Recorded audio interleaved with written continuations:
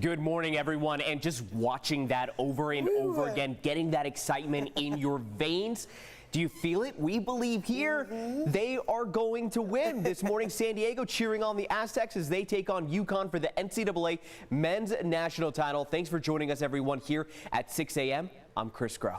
And I'm Netta Iranpour. And yeah, this is all thanks to Lamont Butler, the name we talked about all weekend. That buzzer beater on Saturday sent everyone jumping out of their seats, right? So that's what caused them to obviously beat Florida Atlantic by 1 point. So we have team coverage for you this morning. CBS 8's Dana Marie McNichol live at Viejas Arena to tell us all about the big watch party. Yeah, but we're going to begin with Eric Connard. He is live in Houston with a look at all the excitement for tonight's game to give us a feel of the atmosphere there live in person. Good morning, Eric. Hey, good morning, guys. Yeah, I was one of those guys jumping out of my seat, but then I ran upstairs and packed because we had to get here to Houston. We arrived around 7 o'clock last night, and I'll tell you, Houston knows how to put on a party, man. They had country western stars happening. They had Megan Thee Stallion on stage the other night. We are right now at Fan Fest, and I've been saving for the 6 a.m. here the crown jewel, if you will, of college basketball here. But before I get to that, I love this mantra right here: 68 teams, one dream. And you see who it comes down to. San Diego State taking on Utah. It's Championship Monday, everybody, and we're super pumped up because this is the reason right here. This is what they're playing for. This is the 2023 Division I Final Four trophy in all its glory here. So we're super excited. I know a lot of Aztecs fans have been pumped. They were out here for the last couple days. Many of them have been watching a lot of these games. They've been having fun. We got to see them having fun at the Tim McGraw concert last night. They were wearing their boots and their hats and you know, having some drinks and having a good time. All this fun, though, leading up to Championship Monday here between our 5th-seeded Aztecs, the 4th-seeded UConn Huskies. Merchandise been flying off the shelves. A lot of SDSU merch has been bought, and some places even sold out of stuff. Spoke to some diehard fans about what they think the Aztecs going this far in the tournament has already done for the Aztecs basketball program, as well as for our school's reputation. What they're going to be able to do to actually pull even more players in to this organization is amazing. I mean, what happened years ago when they got to the 16 kind of led to where we are now. So here at the finals, I mean, maybe there's guys that wouldn't normally consider San Diego State and now might actually take the school seriously. And hopefully this also impacts our ability to, maybe go to another conference, like a Pac-12. Okay, so that was Lewis, a 1992 grad, a diehard, and boy, he got lucky. He found $225 club seats, so he and his wife are having a good time here today, I'm sure. So this is the jersey setup right here, okay? We've got the Owls over here. Yep, we took care of business there. And then Miami, yeah, UConn took care of them. So there's two mannequins, men left standing here, are Aztecs and UConn here. And you can see the schedule here. Yeah, we went 27-6 on the season. So yeah, very talented squad. Coming up here, guys, at 6:30, I'm meeting up with a family from San Diego State, husband and wife. We both went to San Diego State. Their sons are going to be here. They're all dressed up in black and red. They're super excited that it's Championship Monday. They're going to be going to the game. We're super pumped too. This is the best team San Diego State has ever had, and we're hoping they're going to hoist this right here tonight. Giant the championship trophy, guys. There it is. Look at the size of this thing. Yeah, that looks huge. That's awesome. And they lifted over their heads with pride. Oh, yeah, I was just going to say, Eric, you've been doing the shoulder raises, get ready to lift that trophy. They have it encased in yeah.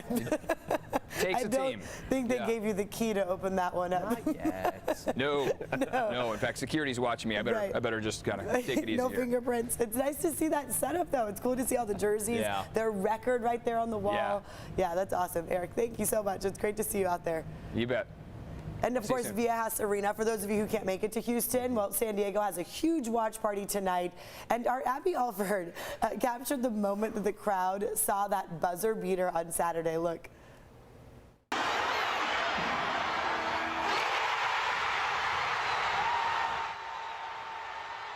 What an incredible moment there.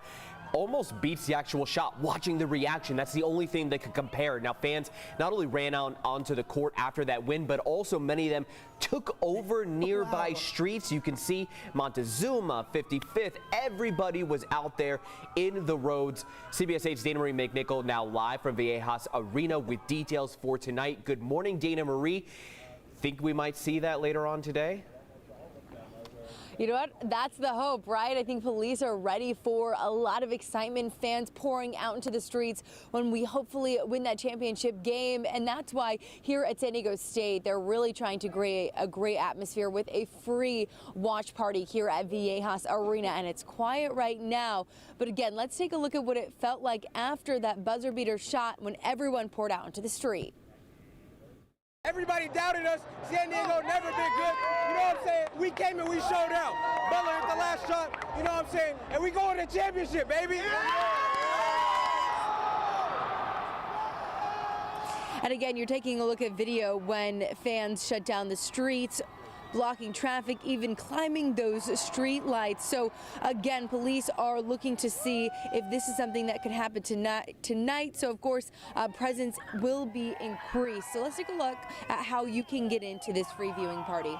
Doors open here at 5 p.m. Tickets are not required. So it is expected to be a packed house. So make sure to get here with plenty of time, because once that arena is filled, they will be shutting those doors. The clear bag policy will be strictly enforced, and food and drink will be available to buy during the game. Now let's talk about parking. It's free on campus beginning at 4 p.m.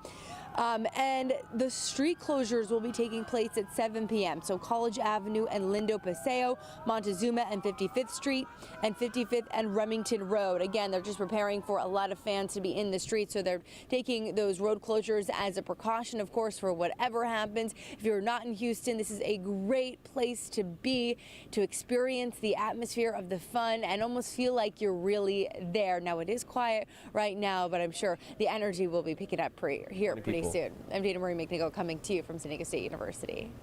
Yeah, either way, Viejas lit up in red. It's great to see. And yeah, I'm sure there's going to be another packed house for Viejas tonight. A lot of people rocking that Viejas, yeah. Amazing. And we are also hearing from the man, Lamont Butler, about that buzzer beater, and Coach Brian Dutcher. Take a listen. It still feels amazing, still unbelievable that we're in this position, but our focus on winning the national championship. So, I mean, we celebrated last night, but we're back focused, and we're going to get it done. I mean, as much as we're doing it for San Diego State University, we're doing it for San Diego, the city. You know, they've embraced us. Like I said, we are the second pro team of San Diego. The Padres baseball team and San Diego State basketball is the second pro sport in San Diego.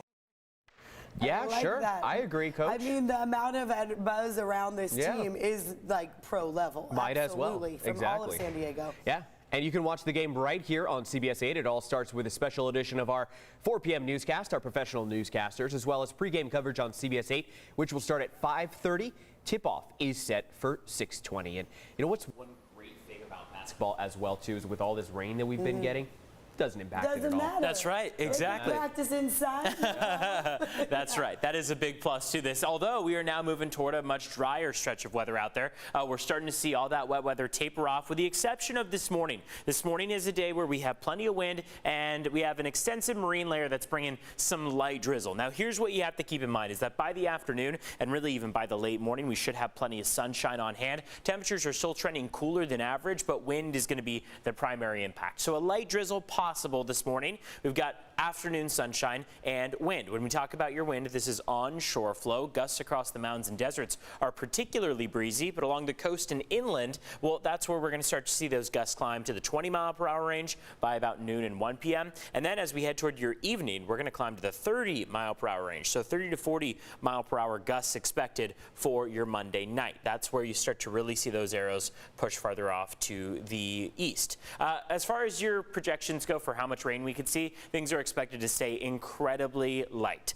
Not much rain at all expected. You may need to use the windshield wipers once in a while. All of our models cumulatively give us maybe 1/10 of an inch, if that, though many stay lighter, around 5/100ths of an inch and less. In terms of the wind that we're expected to see, you've got a wind advisory along the coast and inland. Across the mountains and deserts, a high wind warning. Both of those will have expired by early tomorrow morning. High wind warning expires late tonight. Wind advisory expires at 3 a.m. tomorrow. You've got a high surf advisory along the coast, 4 to 7 foot waves, sets of 10 possible. Not a good idea to be in that water if you're not an experienced surfer or swimmer. Also a marine hazard statement if you're going boating today. And then a frost advisory takes effect for tomorrow morning. So early morning hours of Tuesday as well as Wednesday are going to be particularly cold as those clouds clear out. Let's take a look at traffic here at 6:10. So far things are pretty light on the roads. We will take you to just one troubled spot that we have here. This is over toward the 15. You got the number 3 lane blocked